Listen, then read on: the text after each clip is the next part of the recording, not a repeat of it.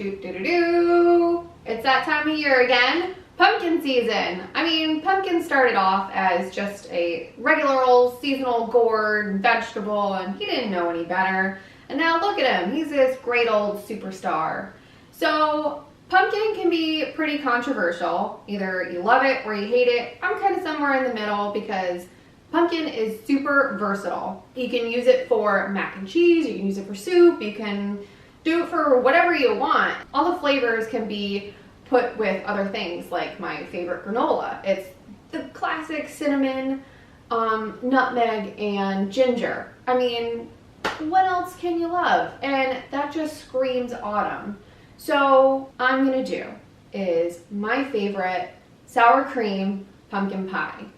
I've been seeing my feeds blow up with pumpkin bread and pumpkin donuts, but this pie is really where it's at. It's definitely unique, and I'm gonna show it to you from beginning to end, from the pie crust to baking the pumpkins themselves and then putting it together in the pie today on Sweetly Savory.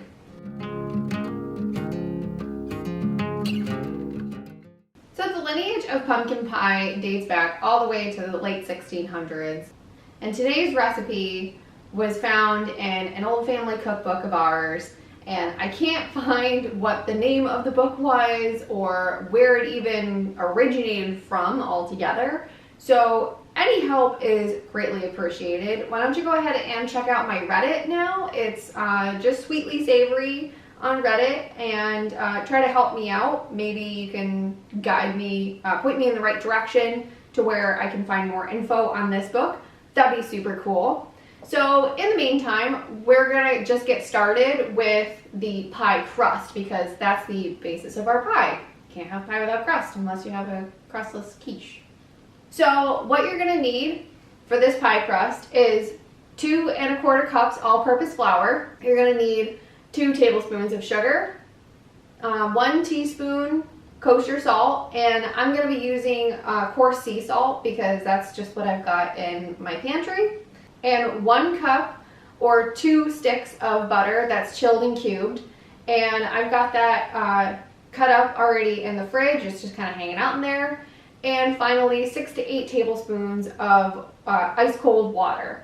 And it's 6 to 8 because if you might need to add a little bit more, you might just want to stick with the 6 tablespoons. And it needs to all be cold so that when it comes together, your pastry is going to be nice and flaky. So if you watch Sweetly Savory a lot, you know that I like to use my food processor. But today I'm going to be bringing it back home with my hands, and we're just going to be doing this the old-fashioned way, because the best way to get to know your dough is by doing it with your hands. And that way you know how much water you need to add. Like I said, the 6 to 8 tablespoons, you know by touching it, it's just too dry. So you might need a tablespoon or more. And if you're doing that in the food processor, you can look at it, you can watch your dough come together, but it's a little bit more difficult. You want to learn how to do pastry crust like that, this is the way to go. So to start off, you're gonna go ahead and whisk together your dry ingredients. We've got our sugar and our salt. So I'm just gonna go ahead and add those in. And then with your butter, which has been chilled and cubed as so, you're gonna go ahead and either use a pastry cutter or 2 knives, like your Wolverine, and you're gonna cut in the butter into your dough. Now, I don't have a pastry cutter. I thought I did. I might have just been imagining it.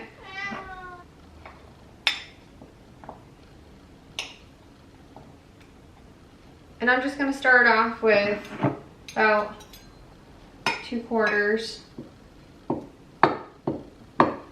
This is very strange. Now in the past, I've tried to do dough from scratch, and I had a really bad example. I'm just gonna use 1 knife. I had a tough time with a vinegar pie that I made, and my crust came out okay. It tasted fine, but it was super bubbly because I didn't have the right tools for baking. And that's why this time I've got some pie weights and hopefully will yield some better results. And while I do this laborious project, that should give you enough time to like this video if you're enjoying it so far. If you're excited to see this recipe for the sour cream part of the pumpkin pie. And make sure to subscribe to Sweetly Savory. Check it out each week. I enjoy making these videos, so I hope you enjoy watching them. So as you can see, I've had to change bowls because I needed some more space, and while that beautiful glass dish was great for illustrative purposes of measuring, this is more practical for doing the work. But with great labor comes great flavor. Well, that took us long enough. So our butter has come together in the dough, and we've got it in these small pea-sized. And we're going to add in our 6 tablespoons of water. I'm gonna do this really slowly because I don't wanna oversaturate my dough at any given time. And using my fingertips because my palms are too hot for this, I'm gonna start to bring my dough together.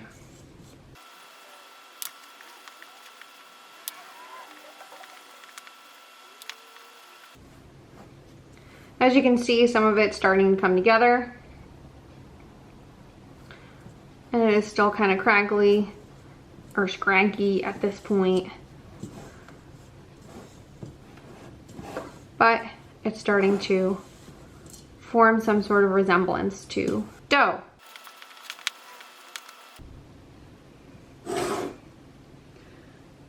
Once your dough has come together, it's gonna feel, or at least mine, feels a little sticky, but I don't want to dry it out too much. I might have added too much water, so hopefully it chilling in the fridge will remedy it.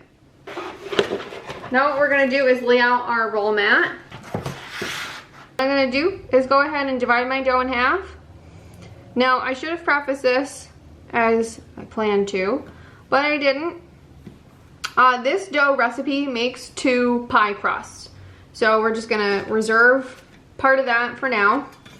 And we're gonna roll out our dough to be at least 3/4 of an inch thick. And that'll be into a disc shape. Now you wanna try to get this as evenly as possible for a circle for chilling purposes. Rolling it as close to a circle as possible will make it better for when you put it into your tin or pie dish and you're not fighting with the dough.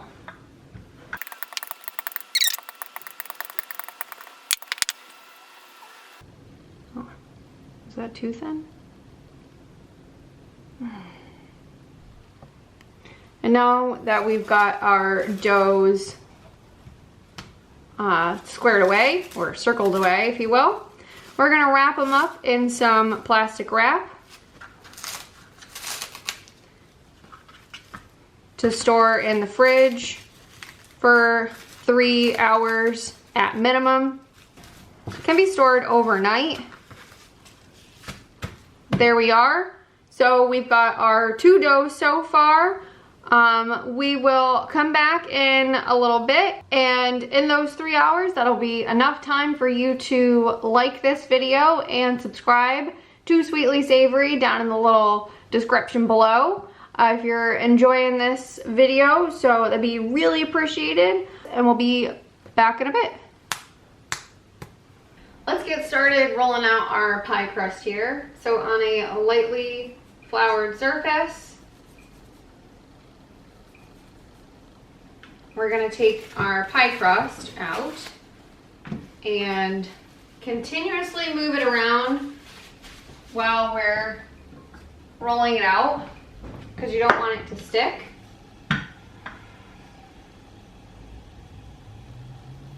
I'm mean, if one's floured, then they all have to be floured.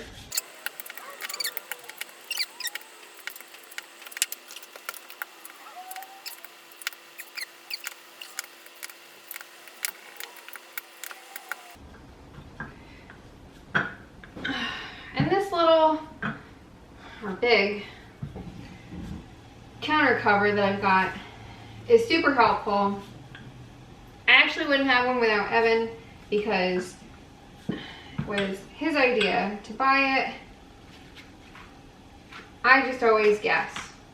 I'm exact in some things, but for baking, I'm not always. And I know, baking is a science.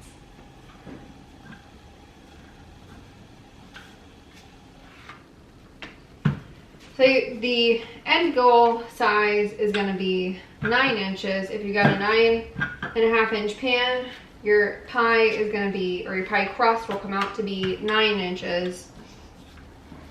And that way you've got enough.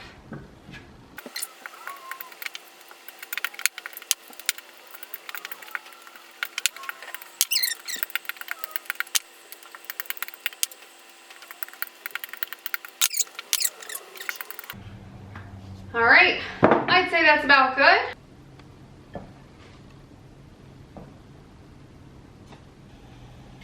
So we've got our pie dish here, our 9.5, which is gonna be a 9-inch pie. And this happens to be my favorite baking dish that I've actually won in a work competition years ago for a blueberry bacon pie that was simply the best. Since we know I'm not the fanciest person, I'm just gonna do a quick little thing here. And then we're gonna stick this back in the fridge again because putting in cold fat from the butter to the oven is gonna come out for a flakier crust. And I'd say that looks fairly cute. All right, into the fridge she goes, and I've got enough filling for 2 pies, so I'm gonna get the second crust going and then we'll be back. So we're gonna put in our first pie into the oven, and I've got my little pie weights in there. So hopefully that's enough of a weight. And that's gonna go in for about 10 minutes, and then we'll take it out, we'll put some foil on top of it and leave it for another few minutes. And that will be our blind bake before our filling goes in. Okay, so my pie crust came out and it's a little bit shrunk. It's because I guess I need to measure it to be wider than my pie dish, but you know what? It's okay, because we're all learning all the time. So the pie weight beads are really hot. So I'm just gonna go ahead and take out my pie weight beads.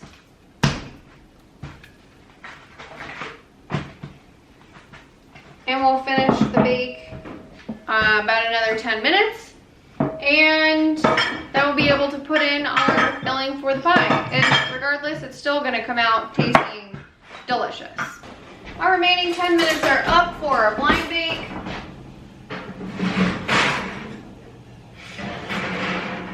It's puffed up quite a bit. That's okay. Like I said, it's still gonna taste good even if it doesn't look all this pretty here.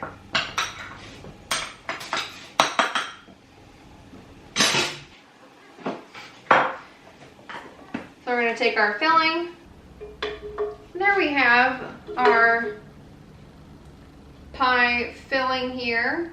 So we're going to cook our pie for an hour and 10 minutes at the 400 just because we have the gas. But if you've got an electric, you would bring down the temperature of your oven to 350 for an hour. So after 10 minutes, you'll just drop the temp a little bit to 350 if you've got an electric oven. But I'm gonna leave this at 400 so my pie is done tonight. All right, so our time's up on the pie. Oh, come out really nice. So here we've got our pumpkin pie. It's got the familiar crack in the middle, but this time it's gonna be a little bit softer because we had those peaks of the egg whites, and the sour cream is gonna bring the airiness. So this is a little bit lighter version. Well, it's still dense, but it's airier than your typical pumpkin pie. And I'm gonna let this cool. I'm not gonna have a slice right now because it is far too hot. It literally just came out of the oven. You saw it live. We will taste this later, but thanks so much for watching. I hope it was an educational experience for everybody, including myself. So stick around for the next video and we will see you again. This is the other pie crust here that I've been working on. It actually just came out for the first proof in the or blind bake, I should say. It's called blind bake, not proofing. That's for bread. So this is a blind bake, and it just came out for the first time. That's why the pie weights are in here. I'm gonna take those out now and put it in for the next go around. I got the pie here. I'm actually also making applesauce too. I know I'm very, very busy today. Anyways, we're gonna put this pie crust back in there for another few minutes. And I don't know if you saw in the other video, but basically we kind of underestimated how big to roll it out. So this one I rolled out a bit more to stretch over. Because you really want, so this is a 9-inch pan, you really want to overshoot. Because, you know, you can always wrap it around. See how I kind of wrapped around, you know. It's not the best in the world. I'm by no means an expert, but so you can kind of just see here. Now what we're going to do is we're going to put it in our pie crust over here, which has just come out of the oven for after another blind bake. Yeah.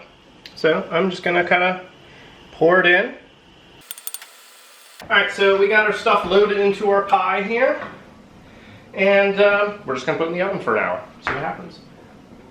The pie is ready, so we've got this big, beautiful pumpkin pie here, and as you can see, it's got that familiar crack right in the middle, and my crust, or our crust, that was a team effort yesterday to get it stretched out. You want to try to have it sitting around the edge of your pie dish. That way you're not having a little shrunk crust as we had yesterday. So here we have it, our big beautiful pumpkin pie, and super excited to dive into this.